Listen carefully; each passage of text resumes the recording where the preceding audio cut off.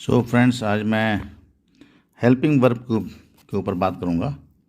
Helping verb को हम लोग जो है ऑक्सिलरी वर्ब भी बोलते हैं। हेल्पिंग वर्ब को क्या बोलते हैं? ऑक्सिलरी वर्ब कहते हैं, मॉडल्स भी कहते हैं इसको।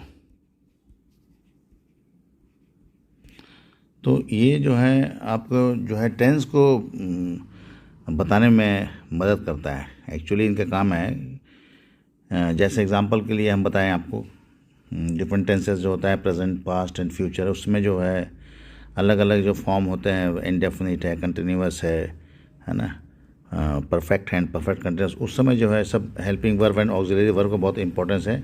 इसी से हम लोग अच्छे से डिस्क्राइब कर सकते हैं। ठीक है, so let us now discuss क्या है प्रेजेंट टेंस में। हम जैसे बात करते थे ऑक्सिलरी वर्ब्स का, फिर पास्ट में हो जाएगा, है ना, और फिर फ्यूचर में हो जाएगा। तो इसमें क्या होगा, जैसे कि एम है, एम हो गया, है ना, इज़ है, ठीक है, आर है ना। फिर हम बोल सकते हैं हैव है, हैज़ है ना। फिर डू है एंड डज है। ये आपको प्रेजेंट टेंस में इस प्रकार से आपको बला ऐसा आपको टेंस जो मिलता है वो आपका प्रेजेंट में है, ऑक्सिलरी वर्ब है, हेल्पिंग वर्ब है ये।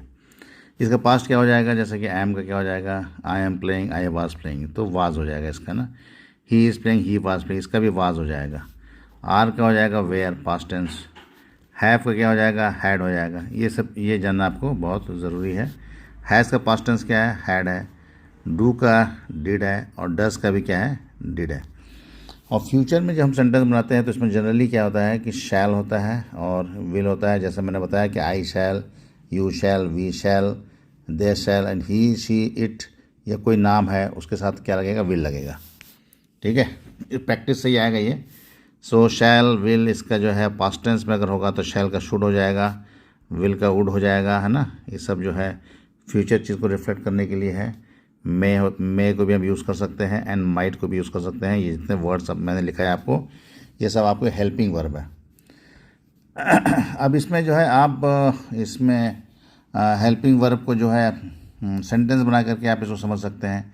जैसे आप एम पर सेंटेंस बना लीजिए, आपको क्लैरिटी आ जाएगी, है ना। एम कहाँ इस्तेमाल होता है। So I am playing, I am playing, है ना, I am playing, I am reading. इस तरीके से जो सेंटेंस बनेगा, आई एम, है ना, आई एम गोइंग। तो जब आप सेंटेंस बनाते हैं ऐसा प्रैक्टिस कीजिए। इस तरीके से आप एग्जांपल करके ऐसे बहुत सेंटेंस बना लीजिए, कम से कम 20-25 सेंटेंस अपने हिसाब से। आप 20 सेंटेंस अपने हाथ से प्रैक्टिस कीजिए। ठीक है ना, ये हो गया। उसी तरीके से अगर हम इसका पास्ट बनाएंगे तो वाज लग जाएगा इसमें। आई वाज प्लेइंग, है ना, I was reading, I was, दोनों करने सभी का आई लगेगा यहाँ पर, है ना। आई के साथ जो है वही सेम यूज़ होता है। पास्ट में अगर लिखेंगे इसमें तो आई वाज प्लेइंग, है ना, मैं खेलता था, आई वाज रीडिंग, है ना, ये सब इसका पास्ट टेंस हो जाएगा, आई वाज रीडिंग। तो ये चीज़ें जो है फिर आई वाज गोइंग, ये जो हो गया। ठीक है, अब उसी तरीके से अगर हम बात करें, हाँ, इज़ का बात करें तो इज़ में भी आपको उसी तरीके से करना पड़ेगा। इज़ का सेंटेंस अगर बनाना है, प्रैक्टिस कीजिए, इज़ का सेंटेंस बनाइए अपने से पहले। तो क्या बनेगा, ही इज़ प्लेइंग, है ना, he is playing, he is reading, he is reading, he is reading, he is going, है ना, ही इज़ गोइंग, इस तरीके से। ठीक है ना। इसका पास्ट करेंगे तो वही he was playing, he was reading, he was going, इस तरीके से इसका सेंटेंस पास्ट में वैसा ही बन जाएगा। इसका आप अभ्यास करिए, जब आप प्रैक्टिस करेंगे तो लिख के प्रैक्टिस कीजिएगा, तो ये ज़्यादा आपको फ़ायदा पहुंचाएगा। जैसे कि he was playing, he was reading, he was going, है ना, ये चीज़ें जो है। ठीक है, अब ये सेंटेंस तो यहाँ हो गया। अब हम बात करेंगे आर है, आर में कैसे यूज़ करना है। आर का वाक्य बनाइए। ऐसे ही आप कम से कम 20 सेंटेंस यहाँ भी आप बना लेंगे अपने से। 20 सेंटेंस यहाँ भी अभ्यास कीजिए, खुद भी अभ्यास कीजिए। अगर आप बच्चों को प्रैक्टिस करा रहे हैं अपने, तो इसी तरीके से आप बच्चों को भी अपने प्रैक्टिस कराइए। This is the only way we can grow and we can develop our confidence. आर हो गया। अब आर कहाँ होगा, यूज़ होगा, आई और ही के साथ आर यूज़ नहीं होता है ना, ये हमेशा ध्यान रखिए। You are, you are playing, है ना, यू आर रीडिंग, है ना, यू आर गोइंग। तो छोटी छोटी मिस्टेक्स जो अक्सर हम लोग बोल चाल में हो जाता है, वो यहाँ से आप सुधार सकते हैं, प्रैक्टिस से सुधार सकते हैं। यू के साथ आप यहाँ पर देखेंगे कि दे के साथ भी ये लगेगा, वी के साथ वी आर प्लेइंग हो जाएगा यहाँ पर ना, ये भी ध्यान रखेंगे आप। We are playing, we are reading, we are going, है ना, वी के साथ यूज़ हो गया। फिर हम यूज़ कर सकते हैं इसको दे के साथ, दे आर प्लेइंग, है ना, they are reading,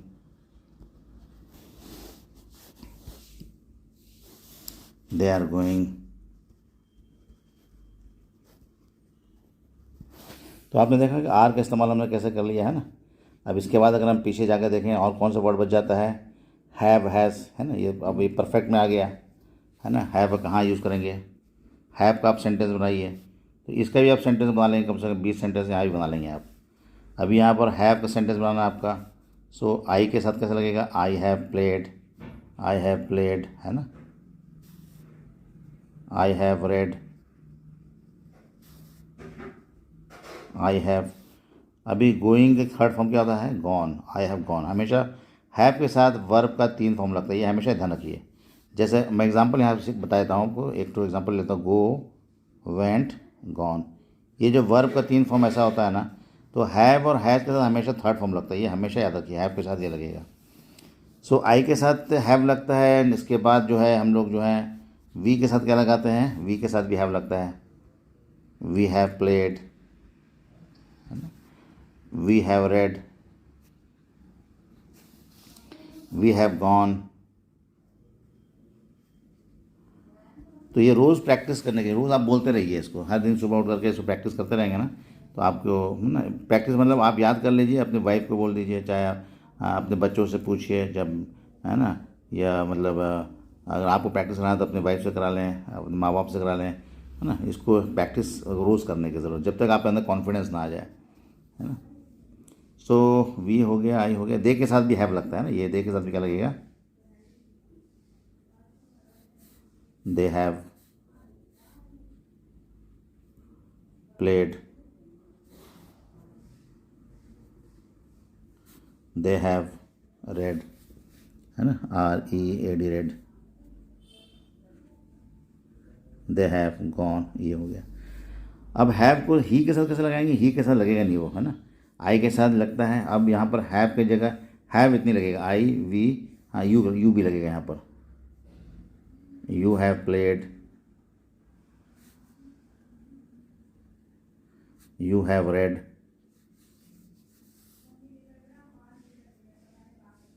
you have gone. ठीक है, अब ये हो गया। अब हमारे पास नेक्स्ट सेंटेंस क्या हो जाएगा, हैज़। हैज़ कहाँ कहाँ कैसे यूज़ होता है, he has, he has played, है ना। इसके बाद he has played, he has, we have played, है ना, he has played, he has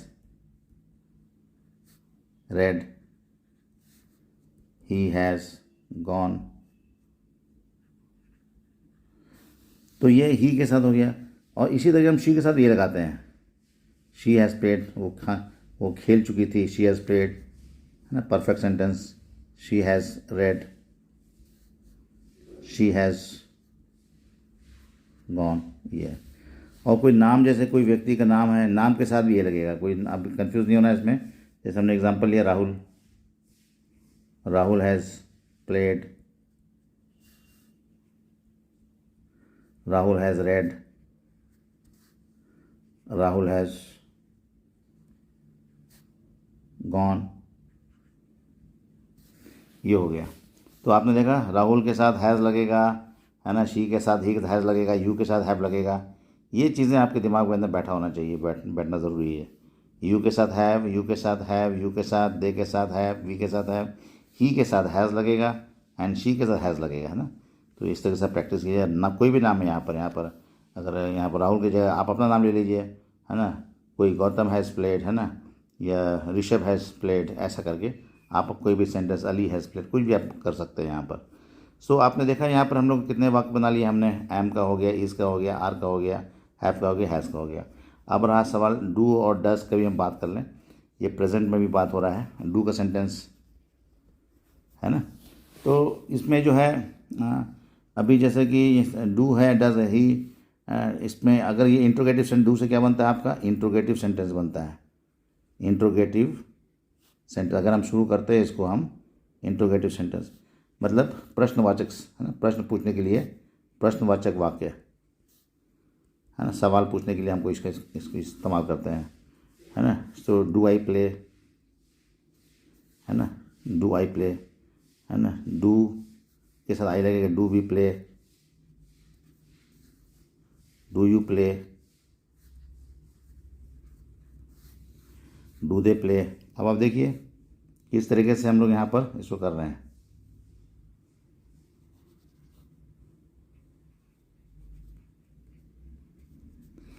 इसको फिर से मैं आपको बता देता हूँ, ये जो है बहुत ही इंपॉर्टेंट चीज़ है, इसको जानना बहुत ज़रूरी है कि डू के साथ जो है हम लोग ये प्रश्नवाचक सेंटेंस बनाते हैं, ये हमेशा याद रखिए। इंट्रोगेटिव सेंटेंस बनेगा, ये हमेशा इंट्रोगेटिव सेंटेंस बनेगा, है ना, इंट्रोगेटिव सेंटेंस बनेगा इसमें जो है। और do I play, do I play, do we play, मतलब do you play, do they play. माने अब आप जब भी वाक्य बनाएंगे किसी कम्युनिकेशन में तो याद रखेंगे कि डू के साथ I do we, do you do they, do I do we, ऐसा do I do you do we do they, ये ऐसा लगेगा, है ना। तो ये आपको जानना ज़रूरी है, ठीक है, डू के साथ ऐसा लगेगा। अब हम बात करते हैं डज। डज के साथ कैसे लगेगा यहाँ पर, तो डज ही प्ले, ठीक है ना, ठीक है। फिर डज के साथ ज़्यादा ये नहीं है, ऑप्शन नहीं है, डज शी प्ले, है ना, डज राहुल प्ले, मतलब किसी नाम जो होगा तो उसके साथ डज लगेगा, शी के साथ डज लगेगा, ही के साथ डज लगेगा, ये हमेशा याद रखिए। Does he, does she, does Rahul, does he, does she, does Rahul, इस तरीके से does he, does she, does Rahul, does he play, does she play, है ना, डज राहुल प्ले, है ना, does he eat, does she, है ना, does she sleep, does Rahul go to market. तो इस तरीके से इसमें सेंटेंस आप और कई सेंटेंस बना लेंगे, है ना, मीनिंगफुल सेंटेंस बना लीजिए आप इसमें जो है ना, तो आपका अच्छा प्रैक्टिस हो जाएगा मीनिंगफुल सेंटेंस, है ना। डू का अगर बना है तो कई सेंटेंस बना सकते हैं। वर्ब अलग अलग कर लीजिए, है ना, वर्ब अलग अलग कर लीजिए। जैसे कि मान लीजिए कि हमने एक तो एग्जांपल के लिए मैंने वर्ब दे दिया, है ना, एग्जांपल के लिए हमने वर्ब दे दिया, है ना, राइट हो गया, है ना, राइट, राइट हो गया। उसके बाद हो गया, है ना, स्लीप हो गया, ठीक है। और उसके बाद हो गया और क्या हो गया, हमने शो किया, ये शेयर किया, शेयर, ठीक है ना। इसके बाद हमने अचीव किया, कोई चीज़ प्राप्त किया, उसको बोलता है अचीव किया। अब मान लीजिए एक सेंटेंस आपको मैंने 4 सेंटेंस दिया, इसमें अब आपको डू और डज का इस्तेमाल करना है। कैसे इस्तेमाल करेंगे, है ना, do I write, do you write, ऐसा कर सकते हैं। Meaning for do you write, meaning for क्या तुम लिख रहे हो, है ना। और do you, do we go to market, क्या हम बाज़ार को जा रहे हैं, तो बोले नहीं हम नहीं जा रहे भाई मार्केट को, I am not going. So इस तरीके से do we, do they eat fish, क्या वो मछली खाते हैं, डू दे ईट फिश। इस तरीके से हमको अपने सेंटेंस को बनाना होगा यहाँ पर, ठीक है। इसको थोड़ा सा डू दे ईट फिश, ठीक है, ये हो गया आपका सेंटेंस। तो डियर स्टूडेंट्स, इसी तरीके से आपको डिड भी करोगे तो डू और डिड लगभग एक ही जगह है। Did you write, did you go to market, did they eat fish, same चीज़ है, सेम पैटर्न पर आपको सेंटेंस यहाँ बनाना है। ठीक है, तो इसको और प्रैक्टिस करने की ज़रूरत है ना। फिर उसी तरीके से आप यहाँ पर डू और डिड एक ही जगह इस्तेमाल करेंगे ना। डू भी ऐसे इस्तेमाल किए और डिड भी यहाँ पर आप इस्तेमाल कर लेंगे, इसमें कोई प्रॉब्लम यहाँ पर नहीं है। डू और डिड लगा करके तो यहीं पर आप डू यू राइट है तो do you sleep, do we go to, है ना, स्लीप, डू दे स्लीप, इस तरीके से हम उसको बना सकते हैं। यहाँ पर जहाँ जहाँ वर्ब है वहाँ वहाँ पर वर्ब को बदल दीजिए, राइट की जगह स्लीप कर दीजिए, शेयर कर दीजिए, है ना। Do you share, do you, है ना, डू वी शेयर, है ना, यहाँ पर डू वी शेयर। अब यहाँ मार्केट तो मतलब यहाँ तो ये इसका मतलब नहीं है टू मार्केट नहीं, डू वी शेयर प्लान ऐसा कर दीजिए, डू दे शेयर, है ना, हेल्थ प्लान, इस तरीके से। अब यहाँ पर हम डू और डिड का तो हो गया, अब डस की हम बात कर लें। डस का सेंटेंस कैसे बनेगा, अब वहाँ पर आपको चेंज करना पड़ेगा।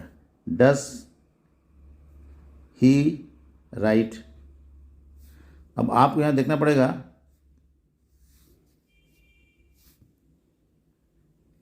डज ही राइट, तो यहाँ पर ही के साथ डज के साथ ही लगेगा ना। ये यहीं पर आपका पूरा गेम चेंजर है, आपका पूरा कॉन्फिडेंस आपका यहीं पर छुपा हुआ है। जनरली आदमी यहीं पर कब लगाना, ही के साथ डज यहाँ लग गया तो यहाँ पर रोट कर दिया, डज ही रोट कर दिया, नहीं, डज ही राइट। डू और डज के साथ हमेशा वर्ब का फर्स्ट फॉर्म लगता है, याद रखिए। डू और डज के साथ क्या लगेगा, वर्ब का फर्स्ट फॉर्म लगेगा हमेशा। तो does he write, does he go to market, same pattern पर मैं बना रहा हूँ यहाँ पर। Does he go to market, does he eat fish, क्या वो मछली खाता है, डज ही ईट फिश। तो इस तरीके से आपको प्रैक्टिस करना पड़ेगा। यहाँ पर आपने देखा कि इधर जो है हम लोगों ने कितना किन किन चीज़ों पर बात कर लिया, हम लोगों ने बात कर लिया वर्ब में कौन कौन वर्ब था हमारे पास, डू और डज की बात हो गई, ठीक है ना। अब आपको वाज जहाँ जहाँ एम लगा वहाँ वहाँ वाज लगा सकते हैं, इसमें कोई भी दिक्कत नहीं है, सेंटेंस में कोई दिक्कत नहीं है। और उसी तरीके से यहाँ पर जब आप इसको यूज़ करेंगे तो ध्यान रखेंगे कि वहाँ पर आई शैल, है ना, जहाँ पर फ्यूचर लगाएंगे तो शैल का अगर सेंटेंस बनाएंगे तो इंट्रोगेटिव सेंटेंस बनेगा, शैल ही गो टू मार्केट, इस तरीके से। अगर आप शैल लगा रहे हैं, ये शैल का मार्केट है, तो शैलाई, क्या था सेंटेंस यहाँ पर, राइट, शैलाई राइट, क्या मैं लिखूँ, shall I write a letter, meaningful sentence हो जाएगा, शैलाई राइट ए लेटर, है ना। तो यहाँ पर डज ही राइट लेटर कर सकते हैं, शैलाई राइट, क्या मैं लिखना शुरू करूँ, इस तरीके से, ठीक है। फिर यहाँ पर शैल ही गो टू, शैल वी, आई के साथ राइट लगेगा, शैल वी राइट, क्या हम लोग सब मिलके लिखें, शैल दे राइट, क्या वे लिखेंगे, शैल दे राइट। तो इस तरीके से हम इसको यहाँ पर मैं शैल के साथ यूज़ करेंगे। तो हाँ, शैल के साथ शैल आई हो गया, वी हो गया, दे हो गया। अब यहाँ पर शैल, अभी शैल के साथ हम विल के साथ क्या करेंगे, विल ही राइट। अब ही विल होता ना, नॉर्मली आप लगा सकते हो यहाँ पर जहाँ पर फोर्स देना है, जहाँ पर किसी भी चीज़ को कमांड देना है, तो वहाँ पर हम चेंज कर सकते हैं, है ना। आई शैल की जगह आई विल कर सकते हैं, है ना। तो यहाँ पर हो गया will he write, will she right,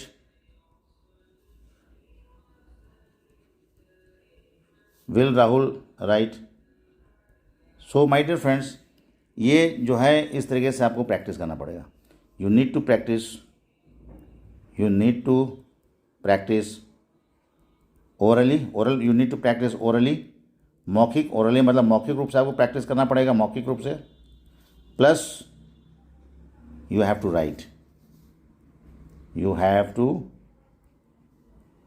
right, आपको लिखना, क्योंकि राइटिंग हैज़ पावर, जब आप लिखते हैं तो उसके अंदर ताकत पैदा हो जाती है, इसलिए हमेशा याद रखें कि इसको जो है आप